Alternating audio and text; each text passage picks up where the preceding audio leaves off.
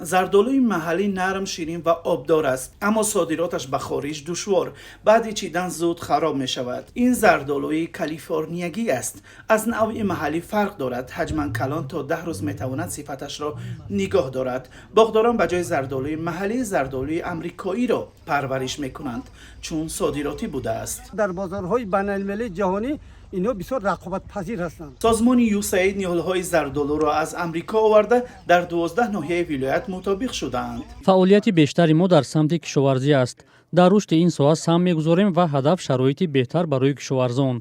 تلاش میکنیم که محصولات کشاورزی خصوصا زردآلو به خارج به کشورهای اروپایی و روسیه صادر شود. باغ‌های نوی زردآلوی کالیفرنیایی زیاد نیست. مساحت باغ‌ها در تاجیکستان بیش از 200,000 گکتار است. ختلان ولایت اگراری تاجیکستان است، ولی باغداران میگویند امکانیت صادرات زردآلوی محلی را نداشتند. امسال میتوانند زردآلوی آمریکایی را که در باغ‌های تاجیکی پرورش کردند به اروپا و روسیه صادرات کنند. خوشبین هستند صادرات زردآلو به خارج درآمدی آنها را زیاد میکند.